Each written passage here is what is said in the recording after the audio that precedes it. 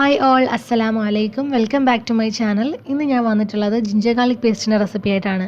വീഡിയോയിലേക്ക് പോകുന്നതിന് മുന്നേ നിങ്ങൾ ഈ ചാനൽ ആദ്യമായിട്ടാണ് കാണുന്നതെങ്കിൽ സബ്സ്ക്രൈബ് ചെയ്യാൻ മറക്കരുത്. അപ്പോൾ നമുക്കിത് എങ്ങനെയാണ് ഉണ്ടാക്കുന്നതെന്ന് നോക്കാം.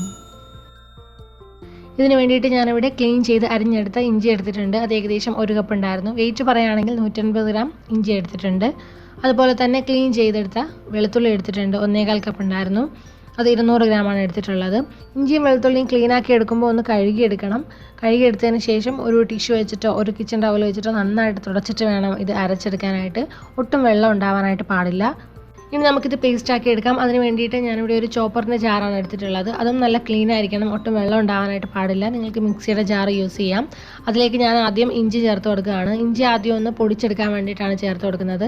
ഒന്നിച്ചിട്ട് അരച്ചാൽ ചിലപ്പോൾ അത് അരഞ്ഞു കിട്ടില്ല. അതുകൊണ്ട് ഇഞ്ചി ആദ്യം ഒന്ന് ക്രഷ് ചെയ്തെടുക്കാം. നമ്മുടെ കേരള സ്റ്റൈൽ റെസിപ്പീസിനൊക്കെ ആണെങ്കിൽ വെളുത്തുള്ളി തന്നെ കുറച്ച് കൂടുതലായിട്ട് ചേർക്കുന്നതാണ് നല്ലത്. ചിലർ ഒരേ അളവിൽ തന്നെ ചേർക്കാറുണ്ട്. അങ്ങനെയും ചെയ്യാം. ഞാനിപ്പോൾ ഇവിടെ ഇഞ്ചി നന്നായിട്ടൊന്ന് ക്രഷ് ചെയ്തെടുത്തിട്ടുണ്ട്. നമുക്കിനി ഇതിലേക്ക് വെളുത്തുള്ളിയും കൂടെ ചേർത്ത് കൊടുക്കാം. എന്നിട്ട് നന്നായിട്ടൊന്ന് അരച്ചെടുക്കണം.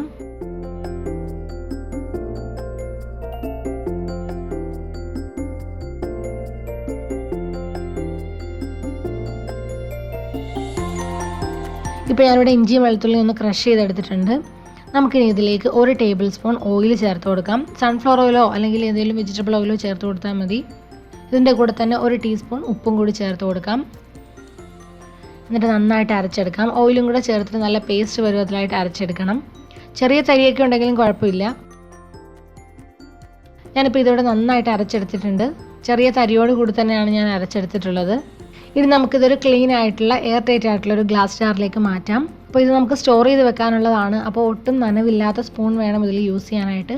അതുപോലെ നമ്മൾ ഉപയോഗിക്കുന്ന സമയത്തും നനവില്ലാത്ത സ്പൂൺ കൊണ്ട് തന്നെ എടുക്കുക. ഇത് നമുക്ക് ചീത്തയാവാതെ 3 ആഴ്ച വരെ ഫ്രിഡ്ജിൽ സൂക്ഷിക്കാവുന്നതാണ്. അപ്പോൾ ഇത് ചീത്തയാവാതിരിക്കാൻ വേണ്ടിയിട്ടാണ് നമ്മളിതിൽ ഉപ്പും ഓയിലും ഒക്കെ ചേർത്ത് കൊടുക്കുന്നത്. ഇനി ഇത് കൂടുതൽ കാലം കേടാവാതെ സൂക്ഷിക്കണമെന്നുണ്ടെങ്കിൽ ഐസ് ട്രേയിലേക്ക് മാറ്റിയിട്ട് നമുക്ക് ഫ്രീസ് ചെയ്ത് വെക്കാം. 2 മാസം വരെയൊക്കെ ഇത് കേടാവാതെ ഇരുന്നോളും. അപ്പോൾ എല്ലാവരും ഇതുപോലെ ഒന്ന് ട്രൈ ചെയ്ത് നോക്കുക. നിങ്ങൾക്ക് എല്ലാവർക്കും ഇന്നത്തെ വീഡിയോ ഇഷ്ടമായെന്ന് വിചാരിക്കുന്നു. വീഡിയോ ഇഷ്ടമായാൽ ലൈക്ക് ചെയ്യാനും കമൻറ്റ് ചെയ്യാനും ഷെയർ ചെയ്യാനും മറക്കരുത്. അതുപോലെ ചാനൽ ആദ്യമായിട്ടാണ് കാണുന്നതെങ്കിൽ സബ്സ്ക്രൈബ് ചെയ്യാനും മറക്കരുത്. പുതിയ റെസിപ്പിയുമായിട്ട് ഇൻഷാ അല്ലാഹ് വീണ്ടും കാണാം. Thank you for watching. Bye bye.